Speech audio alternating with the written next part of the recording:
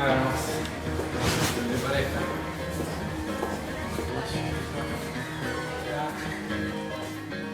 Bien. Gracias, querido. Soy muy nerviosa por esas cosas. Hola a todos, gracias por acompañarnos en un nuevo año de Desde Adentro. Hoy tenemos una entrevista muy particular que está por fuera del ciclo que hicimos el año pasado, con el que arrancamos, con el que estuvimos conociendo a las distintas agrupaciones de la facultad. Este año tenemos la particularidad de arrancar y de inaugurar una nueva posibilidad que es encontrarnos con autoridades de la facultad, con docentes, con investigadores. Así que bueno, estoy muy feliz yo y un poco nerviosa, hay que decirlo todo, porque para mí es relativamente importante esto. Gracias por acompañarnos.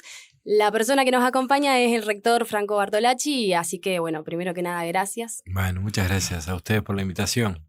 Bueno, de nada. Quería saber cómo estás arrancando este año lectivo. Es muy intenso todo. Sí, todo muy intenso, como es todo en este país y en este mundo que vivimos. La verdad que bien, con muchas ganas, con mucha energía para ir por todo lo que todavía le falta a la universidad, que es mucho.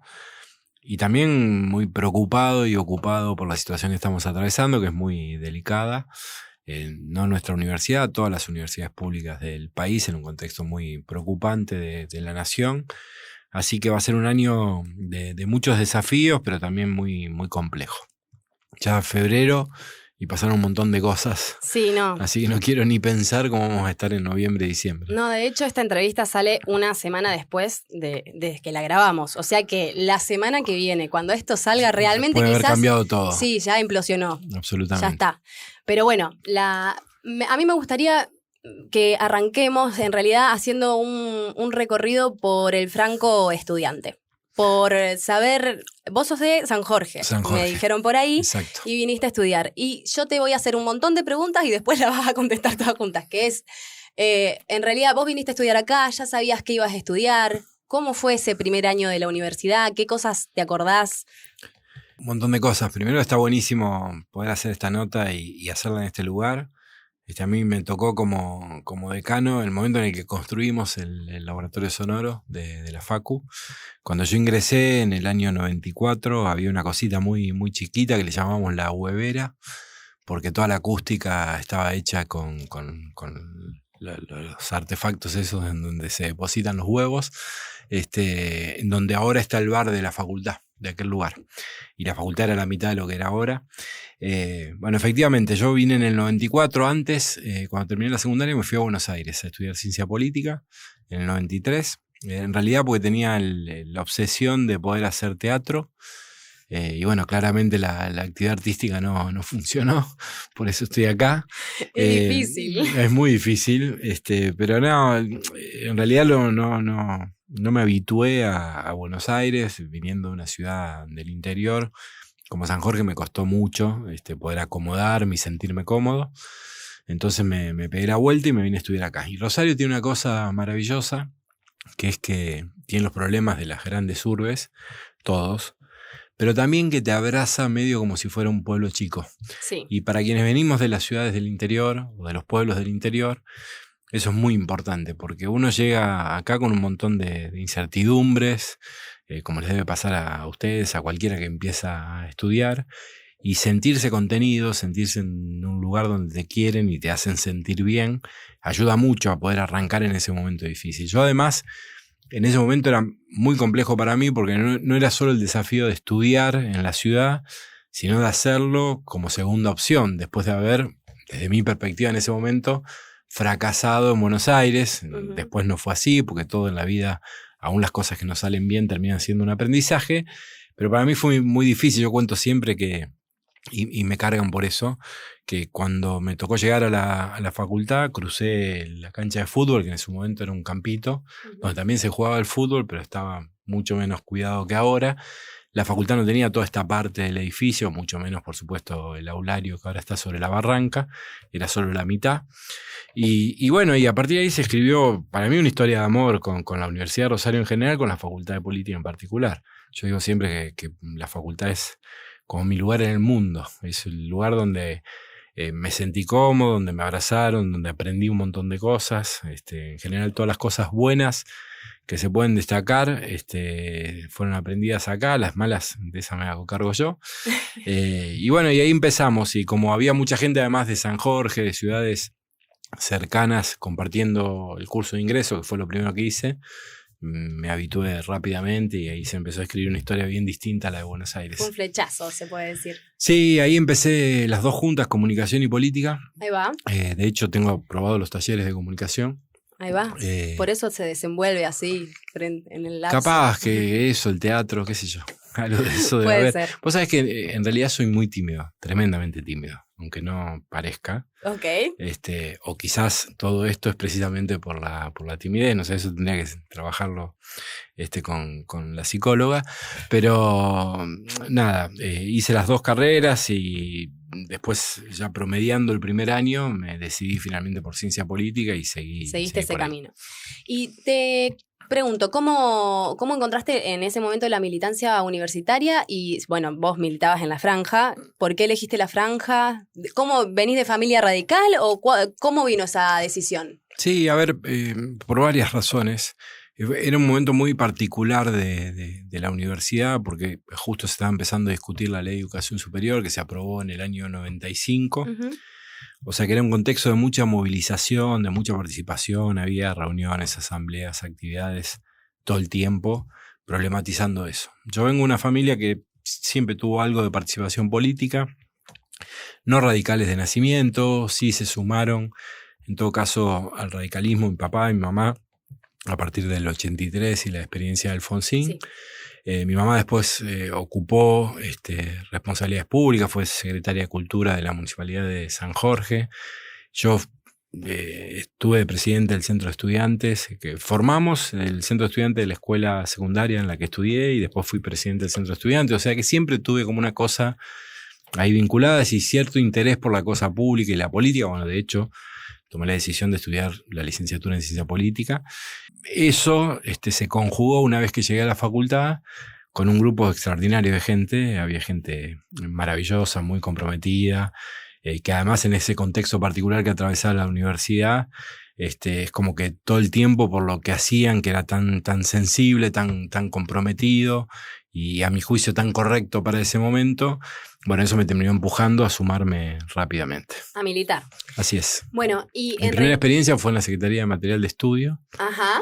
Estaba Patricia Giacomosi, que hoy está a cargo de las políticas de bienestar universitario de la UNR. En ese momento era como la responsable de la secretaría, así que me sumé haciendo fotocopias y armando apuntes para los compañeros. Esa fue mi primera actividad militante. Y en relación a esa época de tanto caos, porque igual Argentina tiene eso, que siempre te entretiene, se puede decir, pero bueno, un poco estaba orientado más que nada a la época en la que del gobierno de Menem. Claro, fue la discusión de la ley de educación superior. ¿Cómo fueron esos años en la militancia estudiantil? Por eso te decía que era un momento muy particular, de mucha movilización, de mucho debate, de muchas actividades. Recuerdo que el año 94-95 tuvimos infinidad de marchas en Rosario, en Buenos Aires, tomas de facultades, asambleas. La nuestra fue una de las universidades que más resistió esos embates que promovía el gobierno nacional, y en parte fue producto del compromiso y la movilización de los estudiantes en todas sus manifestaciones. Entonces fueron como años muy particulares para empezar a involucrarse en la cosa pública y de mucho aprendizaje también, aprendizaje rápido, porque uno recién empezaba y ya tenía que hablar en una asamblea y tenía que organizar una actividad y tenía que hacer cosas que a lo mejor en otro contexto se hubiesen demandado otro tiempo. Bueno, antes de pasar a hablar de la actualidad, que es algo que nos aqueja a todos y que es la razón también por la que puntualmente estamos acá, quería comentarles a las personas que nos están escuchando que abrimos este año un cafecito porque necesitamos poder costear por lo menos los viáticos de las actividades que estamos llevando a cabo en este momento, así que están todos invitados a aportar los que puedan y si no ya difundiendo o siguiéndonos, suscribiéndose, todo eso sirve un montón, así que queda todo a disposición en nuestra página de Instagram para que investiguen y vean cómo ayudar a este equipo de gente loca. Ahora sí, vamos al tema de la actualidad y por supuesto vamos a hablar del presupuesto porque pese a que, bueno, ya todos los días pasan cosas, quería hablar del presupuesto, de cómo ven este año. Vi que estuviste reunido con los otros rectores a nivel nacional, pero bueno, ¿cuál es la situación que estamos viviendo? Y si ustedes pueden vislumbrar de alguna manera soluciones. No está claro, no hay certezas y tampoco tenemos hasta ahora respuesta a ninguna de las preocupaciones que acercamos a las autoridades nacionales. La situación es muy delicada. Para que se tome dimensión del problema, nosotros teníamos, el Estado Nacional envía a las universidades lo que se denomina la cuota de gastos de funcionamiento en 12 cuotas, una por mes, y es lo que las universidades tenemos para hacer todo lo que hacemos más allá del pago de salarios. Es decir, cuando hacemos obras de infraestructura, cuando pensamos en el mantenimiento, en el desarrollo de la ciencia, en el financiamiento de proyectos de investigación, en las políticas de becas, en el comedor universitario, en las residencias, en las actividades de deportes, en las actividades de salud, todo lo que hace la universidad depende de ese presupuesto. Nosotros en enero del 2023 recibimos una partida y en diciembre del 2023 terminamos el año sin incremento alguno. Eso, por supuesto, que en un contexto inflacionario como atravesó la Argentina el año pasado, ya generó enormes dificultades para que podamos llegar a diciembre sin dejar de hacer nada de lo importante. Aún así, a pesar de fruto de un gran esfuerzo, logramos cumplir ese objetivo. Cuando el Gobierno Nacional decide prorrogar el presupuesto 2023 para el 2024, efectivamente la partida de enero y de febrero de este año 2024 llegó a igual valor que enero del 2023. Y naturalmente imaginarán que en un contexto inflacionario donde todo vale el doble o el triple que en enero del 2023, poder hacer frente a los desafíos que la universidad tiene con esos recursos congelados es prácticamente imposible. Es muy difícil pensar que podamos desarrollar con normalidad las actividades de la universidad más allá del primer semestre si el Gobierno Nacional no solo no toma nota de la preocupación, sino no provoca alguna acción administrativa que incremente razonablemente el presupuesto. Ni siquiera estamos pidiendo que ese incremento acompañe el proceso inflacionario, porque todos somos conscientes que la sociedad argentina está pasando un momento horrible, que sobre todo a los sectores que peor están se le pide otra vez un gran esfuerzo para hacer frente a la crisis, pero claramente necesitamos lo mínimo indispensable para poder funcionar bien y cumplir con nuestra misión. ¿Pensás que puede tener algún paralelismo la militancia estudiantil de esa época de ajuste con Menem con lo que se va a vivir estos años? No sé si es fácil homologar porque son tiempos históricos distintos, las sociedades son diferentes. Yo tampoco creo en eso de que todo tiempo pasado fue mejor, ni tengo una visión nostálgica. Creo que cada tiempo es en función de sus características. Sí creo que hay un modelo que en algunas de sus aristas se asemeja mucho, quizás en este caso con mayor brutalidad y habilitado por un contexto más benévolo con ese tipo de acciones. Se lleva adelante. A mi juicio, nosotros lo dijimos incluso antes de las elecciones. Yo personalmente, de que podía ser una situación muy delicada para la universidad y para el sistema científico nacional. Y todo lo que está sucediendo no hace más que confirmar, incluso con mayor brutalidad, eso que diagnosticábamos. Desde esa perspectiva sí hay similitud.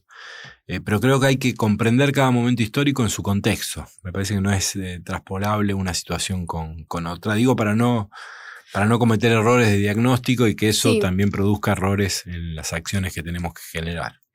Totalmente, sí, un poco igual creo que la pregunta por ahí está mal formulada, digo, acuerdo a que son distintas las épocas, pero sí también tiene que ver con anclajes para las nuevas militancias, porque por lo menos el canal que nosotros promovemos acá en la facultad surge en pos de sumar militantes, y sumar militantes para el que sea, como que los pibes se interesen en la política y que participen activamente.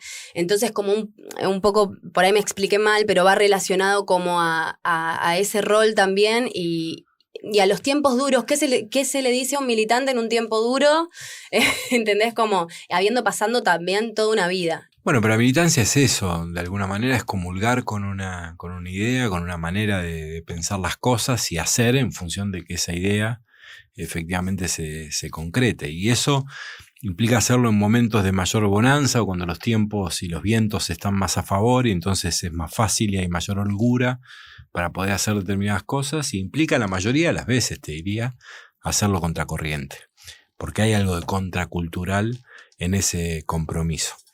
Entonces yo creo que me parece fantástico esta idea de que ustedes generen un ámbito que promueva esto de interesarse en la cosa pública, de comprometerse.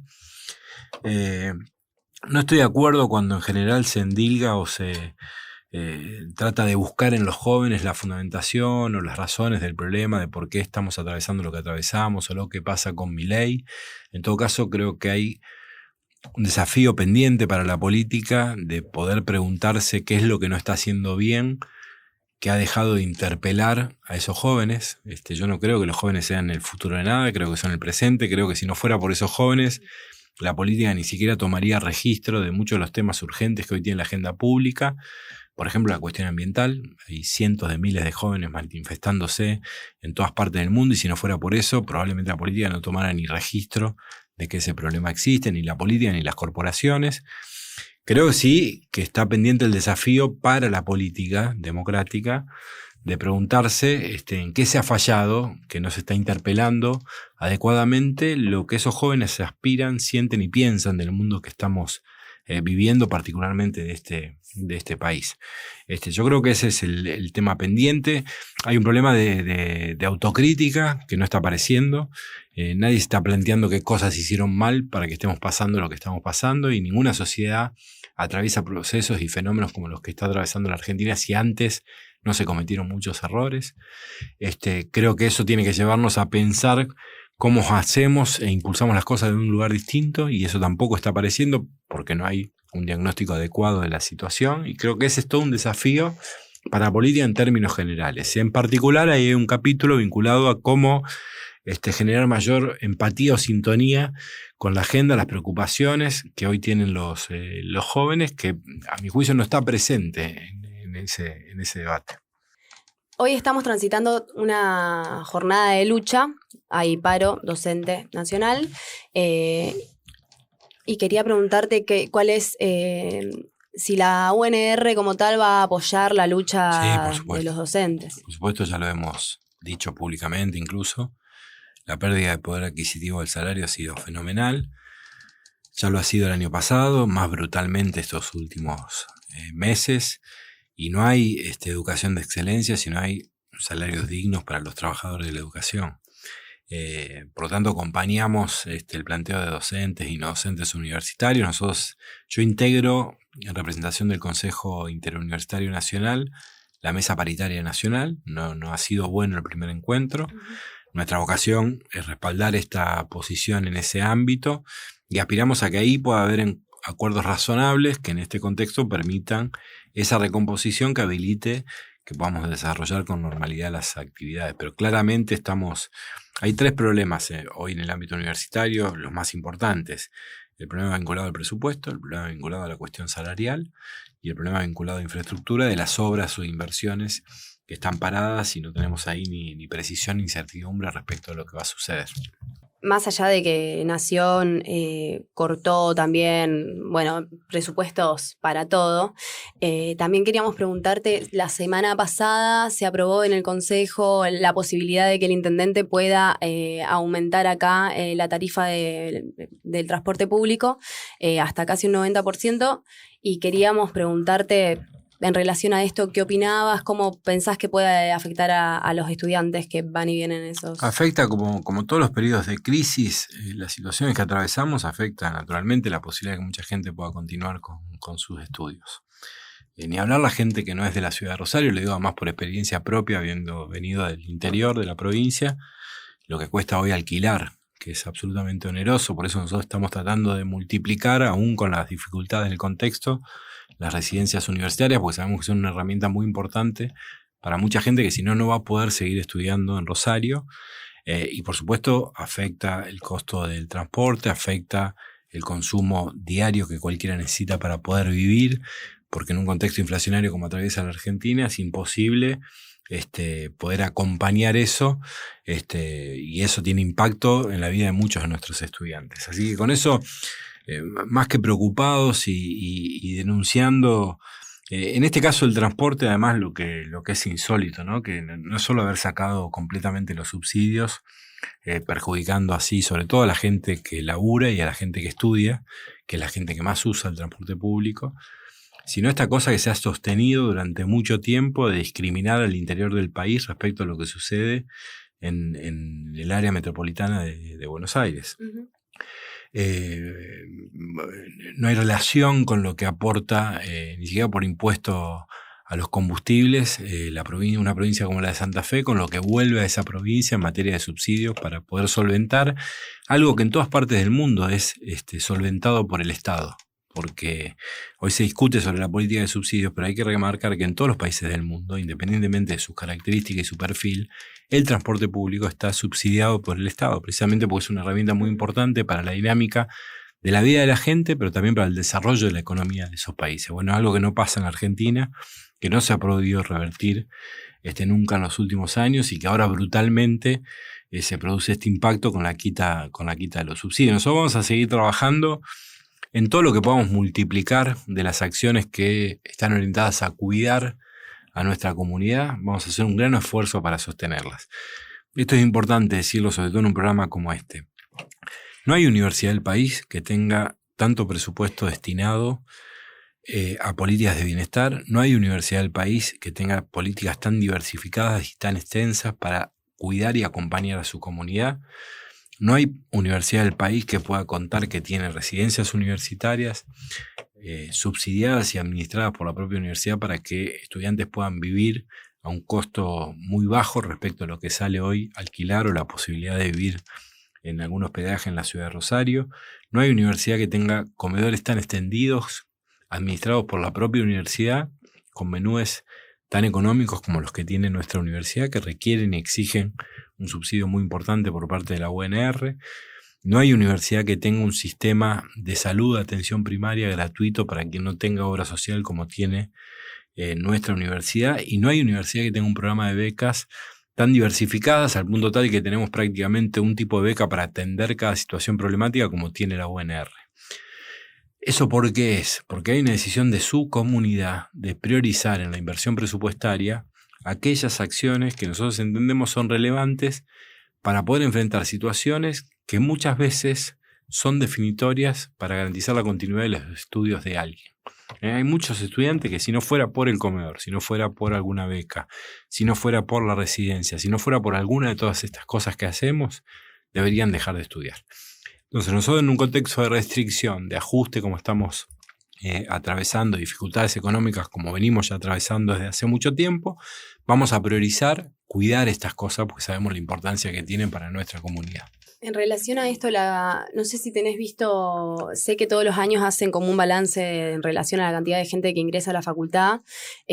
Últimamente algo que discutíamos, por lo menos en el primer ciclo que hicimos el año pasado con los estudiantes, era que veíamos la facultad un poco vacía en relación a la posibilidad genuina de la realidad social que tienen las personas de estudiar, digamos.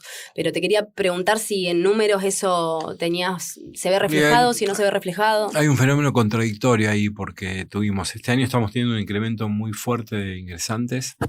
Es decir, nosotros veníamos los últimos 10 años más o menos en una media que se mantenía estable. Y este año todavía no tenemos los datos definitorios porque vence en abril el proceso, pero los datos provisorios indican un incremento sustantivo del ingreso. Y eso se provoca por dos razones. Primero, porque creamos nuevas carreras. Entonces hay mucha gente que antes no tenía la posibilidad de estudiar algunas cosas en la Universidad de Rosario, que ahora sí la tiene. Y son carreras que todos los años concitan mucha atención. Por ejemplo, turismo, diseño gráfico, diseño indumentario textil, Tecnicatura de Inteligencia Artificial, Gestión Cultural. Este año ponemos en marcha Corredor Inmobiliario y Seguridad Pública. Hay más de 5.000 personas que están inscritas a esas carreras solo este año. Y la otra cuestión que explica ese incremento de ingresantes es que creció tanto el costo de las cuotas de las universidades privadas que hay muchos estudiantes que optan por continuar sus estudios en la pública porque ya no pueden hacer frente a esas cuotas. Lo contradictorio de ese proceso es que en paralelo, naturalmente, toda esta crisis en términos económicos que brutalmente venimos atravesando este año, pero que ya viene progresivamente desarrollándose hace año y medio, 2, está teniendo impacto en la posibilidad de continuidad de sus estudios de mucha gente. Por eso, lo que vos señalabas recién, y por eso es más relevante todavía, sobre todo en estas circunstancias, que nosotros, a pesar de los problemas económicos, hagamos un esfuerzo por cuidar esas herramientas que probablemente no le solucionen el problema a todos los estudiantes que lo tengan, pero sí haya alguien que, en función de haber podido acceder a alguna de esas cosas, pueda no tener que tomar la decisión de dejar su carrera universitaria. Si nosotros cumplimos ese objetivo, ya valió la pena todo el esfuerzo. Y por último, ¿querés dejarle un mensaje a los estudiantes de la facultad? Bueno, de la universidad, de la facultad me voy a poner... Bueno, yo soy así sectaria. No, mentira. De la universidad. No. Podés hablarle, es el Si es para la facultad me pongo sensible y me voy a emocionar. Bueno. Porque te decía al principio que este es mi lugar en el mundo. Y a mí me toca hoy circunstancialmente ocupar una responsabilidad muy importante. Pero no es más que eso, una responsabilidad circunstancial. Yo sigo siendo miembro de esta facultad y a los estudiantes de esta facultad sí les digo eso, que disfruten mucho todo lo maravilloso que la universidad pública, en particular esta facultad, tiene. Que a veces uno, cuando comparte cotidianamente la vida de la comunidad, pierde registro o perspectiva de ese valor. Pero yo les puedo asegurar, teniendo la posibilidad de sentirme parte y al mismo tiempo de mirarlo desde un lugar un poquitito más lejano, que hay cosas que se producen en la Facultad de Ciencia Política y Relaciones Internacionales que no se reproducen en ninguna otra institución universitaria del país. Hay un sentido de pertenencia, de comunidad, más allá de lo que cada uno hace, de lo que siente, de lo que piensa. Es como que todo el mundo finalmente tiene la camiseta puesta de la universidad pública y de esta casa que es nuestra casa común. Entonces eso vívanlo y disfrútenlo intensamente, porque no pasa en otros lugares, no es frecuente. Que además de vivirlo intensamente, lo hagan muy responsablemente. Vivimos un momento muy delicado, por supuesto por las circunstancias particulares que estamos atravesando, pero sobre todo por lo que vive la humanidad y nuestro país. Y es también momento de saber que nosotros tenemos un privilegio de estar en el ámbito universitario, que hay mucha gente, muchísima gente que la pasa tremendamente mal, que nunca pudo venir a la universidad, que quizás no pueda ver a sus hijos cursar una carrera universitaria, y que esa gente aporta todos los meses para que nosotros tengamos el privilegio de estar acá, y que eso tiene que provocar no solo conciencia, sino también comprometernos para que de acá puedan surgir cosas que le puedan transformar la vida a esa sociedad, que le puedan cambiar la vida a la gente, sobre todo a la gente que la pasa mal. Y lo último, hay maestros y maestras extraordinarios en esta facultad. La vida universitaria es extraordinaria porque uno entra de una manera, cuando vos entrás parece que no va a llegar nunca el momento de recibirte, y después pasa que cuando mirás para atrás pasó tremendamente rápido el tiempo, y es como que te querés, como uno ama mucho la vida acá. Sí, yo por eso estoy dejando materias, dije no, bueno, este año no voy a hacer tantas. Es un buen ejercicio, tampoco tanto. Es como que te querés quedar un poquitito aferrado a lo que pasa acá. En esas cosas maravillosas que pasan son los maestros y maestras que uno conoce, porque uno va forjando en su carrera universitaria una manera muy particular y propia de entender el mundo, de hacerlo, de habitarlo, y en eso van ayudando estas personas extraordinarias con las que nos cruzamos. Así que disfruten mucho eso y todo lo que sucede, porque dura para toda la vida. Muchas gracias, Franco, por haber venido. A ustedes. Gracias a la gente del Lapso que siempre nos atiende divino. Gracias. Muy ricas las uvas. No había comido hoy, así que están perfectas. Eso es gracias a la producción y a todos nuestros compañeros que están acá bancando. Cada vez ampliamos más el equipo, así que les recordamos, por favor, que si cada aporte que puedan hacer, cada like, cada compartida, nos suma un montón. Gracias. Gracias a vos.